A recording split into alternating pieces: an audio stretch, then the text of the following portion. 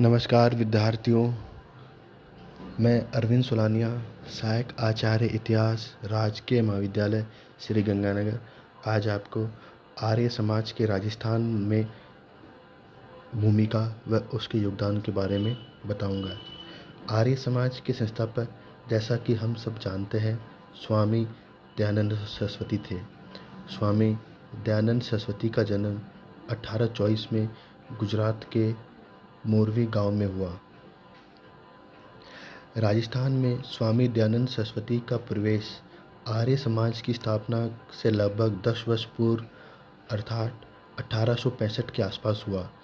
1865-66 में उन्होंने अजमेर, पुष्कर, जयपुर, धौलपुर आदि स्थानों का दौरा किया। मुंशी अमीन चंद जज के प्रयासों से उन्होंने अपना पहला प्रवचन गजमल की हवेली में दिया। 1875 में स्वामी दयानंद सरस्वती ने मुंबई में आर्य समाज की स्थापना की और वेदों की ओर लौटो का नारा दिया। वो वैदिक समाज की स्थापना भारत में पुनः करना चाहते थे। 1878 में स्वामी दयानंद सरस्वती पुनः राजस्थान आए। उन्होंने राजस्थान के अजमेर, पुष्कर, धौलपुर आदि स्थानों का इस बार दौरा किया।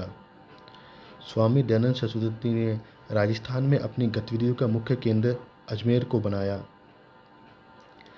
1883 में वो पुनः राजस्थान आए।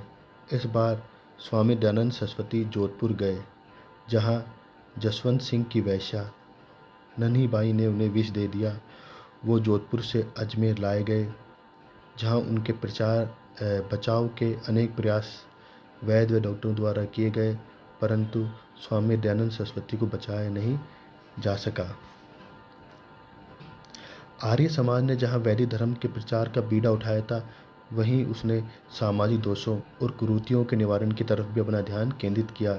चूँकि राजस्थान आर्य समाज के संस्थापक स्वामी दयानंद सरस्वती की कर्म भूमि का एक विशेष क्षेत्र रहा था, अतः यहाँ के कई शासक एवं सामंतों के साथ उनके घनिष्ठ व्यक्तिगत व मैत्री संबंध रहे थे।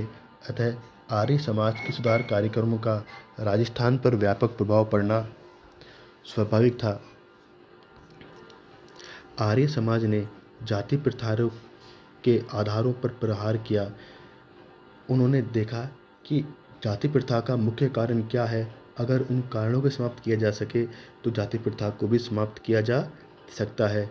जातीय आधार पर पनपने वाली असमानता और पृथक्करण की भावना की कोर आलोचना आर्य समाज व स्वामी दयानंद सरस्वती के द्वारा की गई और कहा गया कि यह राष्ट्रीय एकता और संगठन के मार्ग में एक बड़ी बाधा है। जाति पाति के बंधनों को तोड़ने के लिए उन्होंने अंतरजातीय विवाह को प्रोत्साहित किया। आर्य समाज के द्वारा प्रीतिभोजों का आयोजन किया जाने लगा, जिसमें हरिजन सहित उच्च कुल के लोग सम्मिलित होने लगे। यह एक महान प्रयास था, जहां समाज के सभी वर्गों के लोग आपस में बैठकर प्रीतिभोज करते, भोजन करते, जिससे उनमें समानता व एकता की भावना आती और जाति प्रथा के बंधन दूर हो जाते। अस्पृश्यता को दूर करने का अथक प्रयास भी आर्य समाज के द्वारा किया गया। चांदकरण शारदा ने दलितोद्धार नामक पुस्तक की रचना की। उनकी पत्नी श्रीमती सुधा देवी ने भी इस क्षेत्र में रचनात्मक कार्य किए। शाहपुरा के महाराज ने आर्य समाज के अनुरोध पर लक्ष्मी नारायण मंदिर के पट हरिजनों के लिए भी खोल दिए। आर्य समाज द्वारा संचालित विद्यालयों में निम्न समझे जाने वाले जाति के लड़के लड़कियों का प्रवेश देकर उन्हें शिक्षित करने का प्रयास किया गया। इसके साथ ही दलित व निम्न वर्ग में सम्मिलित बुराइयां जैसे मांस मदिरा का सेवन, मृतक भोज आदि को छोड़ने का प्रयास भी आर्य समाज के द्वारा किया गया। आर्य समाज का एक अन्य महत्वपूर्ण योगदान स्त्रियों की शिक्षा और उनकी दशा में सुधार करने का रहा। राजस्थान में बाल विवाह की प्रथा काफ़ी लंबे समय से चली आ रही थी। अजमेर के श्री हरविलास शारदा ने बाल विवाह का अत्यंत घोर विरोध किया और उनके प्रयासों के परिणाम स्वरूप 1929 में बाल विवाह निरोधक अधिनियम पारित हुआ। इस अधिनियम को श्री हरविलास शारदा के नाम से शारदा एक्ट का नाम भी दिया गया। इस अधिनियम के अंतर्गत विवाह के समय लड़के की आयु कम से कम 18 वर्ष व लड़की की आयु 14 वर्ष होना तय किया गया। अगर इससे कम आयु में किसी लड़के या लड़की की शादी संपन्न होती है तो उस शादी को वैध नहीं माना जाएगा, उसे बाल विवाह कहा जाएगा और उसे एक दंडनीय अपराध माना जाएगा। इस बिल से प्रभावित होकर जोधपुर के मुख्यमंत्री महाराजा प्रताप सिंह ने और शाहपुरा रियासत ने भी बाल विवाह प्रतिबंधित कानून बनाए। इस प्रकार बाल विवाह पर चोट करना आर्य समाज की एक प्रमुख देन रही। हालांकि आर्य समाज के इतने प्रयासों के बावजूद भी यदा कदा राजस्थान में बाल विवाह देखे जाते हैं। राजस्थान के समाज में विधवाओं की स्थिति अत्यंत ही अशोचनीय व दयनीय रही है। विधवा स्त्री को समाज के लिए अपशकुन की दृष्टि से देखा जाता था। उसके पति की मृत्यु के बाद उसे आजीवन सफ़ेद वस्त्रों में विधवा के रूप में अपना जीवन व्यतीत करना पड़ता था। वो किसी भी प्रकार के सामाजिक समारोह में भाग नहीं ले सकती थी। घर के चारदीवारी से बाहर निकलने पर उस पर प्रतिबंध लगाया गया था और ऐसा माना जाता था कि अगर उस स्त्री का यानी विधवा स्त्री का कोई मुंह देख लेता है तो वो अपशकुन होगा।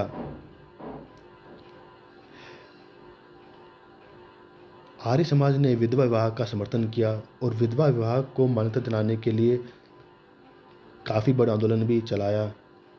राजस्थान में विधवा पुनर्विवाह के अनेक मामले आर्य मार्तंड एवं परोपकार पत्रिका में प्रकाशित हुए। इस प्रकार देखा जा सकता है कि आर्य समाज ने विधवाओं के पुनर्विवाह के लिए भी प्रयास किए, जिससे समाज में एक चेतना आई और लोगों को समझने में आसानी मिली कि विधवाओं को भी अपना सामान्य जीवन व्यतीत करने का अधिकार है। समाज सुधार की दृष्टि में आर्य समाज का एक अन्य महत्वपूर्ण योगदान है प्रथा प्रथा का विरोध। शिक्षा व्यवस्था के प्रचार ने प्रथा प्रथा को पहली चोट पहुंचाई। पढ़ी लिखी स्त्रियों को पर्दा अस्वाभाविक प्रतीत होने लगा। पर्दा प्रथा को दूसरी चोट तब लगी जब आर्य समाज के जलसों में स्त्रियों की उपस्थिति आवश्यक समझी जाने लगी। धीरे धीरे आर्य समाज की देखा देख अन्य लोग भी अपने लड़कियों को खुले मुंह वरमाला पहनाने की स्वीकृति देने लगे। पर्दा प्रथा का प्रभाव कमजोर होने से लड़कियां न केवल स्कूल व महाविद्यालयों को जाने लगी, अब तो राजनीतिक, सामाजिक व आर्थिक क्षेत्रों में भी पुरुषों के साथ भागीदारी करने लगी। आर्य समाज ने दहेज प्रथा का भी विरोध किया था, परंतु दहेज प्रथा को समाप्त करने की दृष्टि में आर्य समाज को उल्लेखनीय सफलता प्राप्त नहीं हुई। मध्यकालीन राजस्थान में स्त्री शिक्षा की कोई सुव्यवस्था नहीं थी। सामान्यतः लोग स्त्रियों को घर की चारदीवारी तक ही सीमित रखना पसंद करते थे। उनकी शिक्षा की ओर अधिक ध्यान नहीं दिया जाता था। स्वामी दयानंद सरस्वती स्त्री शिक्षा के बड़े हिमायती थे। उनका मानना था कि यदि स्त्री को शिक्षित किया जाता है तो उससे समाज में उन्नति व विकास के मार्ग खुल जाते हैं। 1898 में अजमेर में श्री मथुरा प्रसाद गुलाब देवी आर्य कन्या पाठशाला की स्थापना की गई आर्य समाज के प्रयासों से। इसी के साथ स्त्री शिक्षा का प्रचार आरंभ हुआ। ब्यावर में श्रीमती गोदावरी कन्या पाठशाला, जोधपुर में आर्य कन्या पाठशाला, सुजानगढ़ चूरू में आर्य पुत्री पाठशाला तथा अन्य कई नगरों में आर्य समाज के द्वारा लड़कियों की शिक्षा के लिए पाठशाला खोली गई। निराश्रित, असहाय व दुखी स्त्रियों को आश्रय देने की दृष्टि से वनिता आश्रम की स्थापना भी की गई। पहला वनिता आश्रम 1925 में अजमेर में खोला गया। इसी प्रकार अनाथ लड़के लड़कियों के लिए अनाथालय स्थापित किए गए। कहा जा सकता है कि आर्य समाज के द्वारा सुधार कार्यों के प्रचार प्रसार के परिणामस्वरूप राजस्थान के सामाजिक जीवन में विद्यमान दोषों के विरुद्ध चेतना उत्पन्न हुई। समाज में स्त्रियों की स्थिति सुधरने की जागरूकता उत्पन्न होने के परिणामस्वरूप स्त्री शिक्षा और विवाह संबंधित सुधारों की मांग भी होने लगी। इस प्रकार देखते हैं कि राजस्थान के सामाजिक जीवन में सुधार का आर्य समाज के द्वारा एक महत्वपूर्ण प्रयास किया गया। धन्यवाद।